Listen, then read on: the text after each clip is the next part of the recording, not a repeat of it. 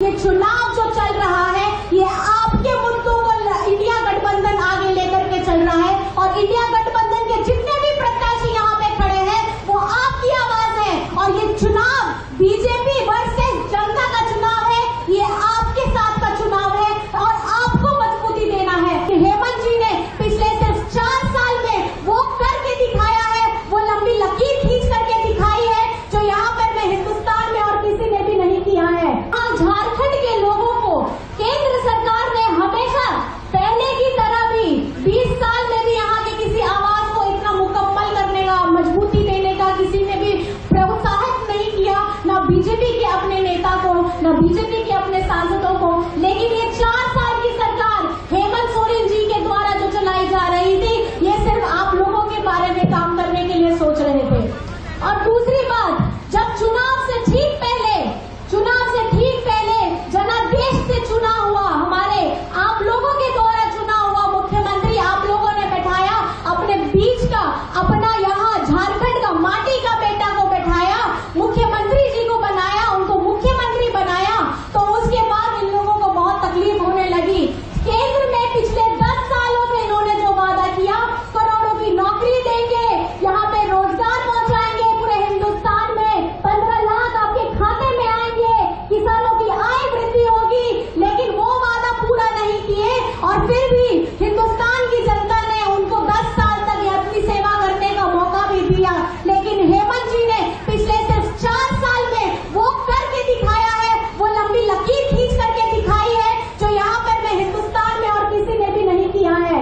4 साल के इस गठबंधन की सरकार ने जहाँ हर एक समाज, हर एक वर्ग, हर एक व्यक्ति को आगे बढ़ने का मौका दिया है, हर एक व्यक्ति को स्वावलंबी बनने का मौका दिया है, हर एक अपने हक अधिकार के लड़ने के लिए मजबूती देने का यहाँ पे काम किया है। हेमंत सोरेन जी ने अपनी महिलाओं, अपनी बहनों, अपनी छोटी बेटियों को आगे बढ़ने का काम किया है। ये आप लोगों को समझना होगा। ये चुनाव जो चल रहा है ये आपके मुद्दों को इंडिया गठबंधन आगे लेकर के चल रहा है और इंडिया गठबंधन के जितने भी प्रत्याशी यहाँ पे खड़े हैं वो आपकी आवाज है। और ये चुनाव बीजेपी वर्सेस जनता का चुनाव है, ये आपके साथ का चुनाव है और आपको मजबूती देना है। तो मेरा सवाल सिर्फ आप लोगों से इतना रहेगा, इंडिया गठबंधन के जितने भी प्रत्याशी हैं यहाँ पर में, चाहे बेंगाबाद में हो, गांडे में हो, मेरे बारे में हो या विनोद सिंह जी के बारे में हो, क्या आप साथ देने के लिए खड़े हैं? क्या आप साथ देने के लिए खड़े हैं? आप अपना वोट, अपना मतदान इंडिया गठबंधन के समर्थन में देने के लिए खड़े हैं? मेरी माताएं बहनें अपनी दोनों हाथ उठा करके हमें खाली बता दीजिए, इशारा कर दीजिए, आप खड़े हैं कि नहीं खड़े हैं? खड़े हैं? खड़े हैं? खड़े हैं? तो ये मुझे बताइए कि कौन सी तारीख है, किस तारीख को आपको मतदान करना है? कौन सी तारीख? कौन सी तारीख? कौन सी तारीख? और कौन सा चुनाव चिन्ह है? वो 2 चुनाव चिन्ह आपको बताने हैं, या उपचुनाव भी हो रहा है या लोकसभा चुनाव भी हो रहा है। पहला चुनाव चिन्ह कौन सा? पहला चुनाव चिन्ह कौन सा? पहला चुनाव चिन्ह कौन सा? और दूसरा चुनाव चिन्ह कौन सा? दूसरा चुनाव चिन्ह?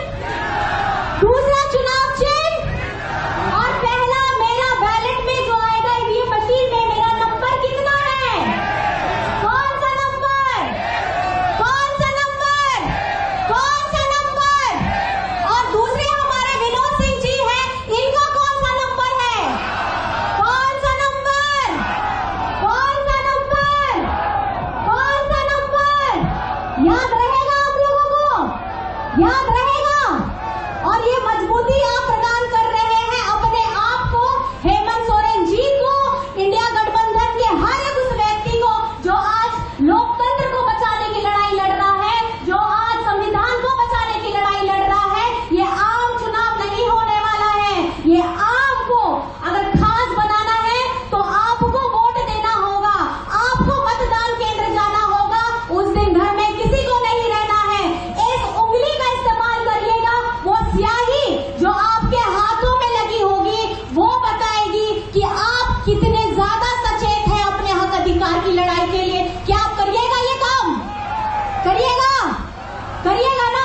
तो आखिर में सब लोग एक साथ बोलेंगे, जय झारखंड, जय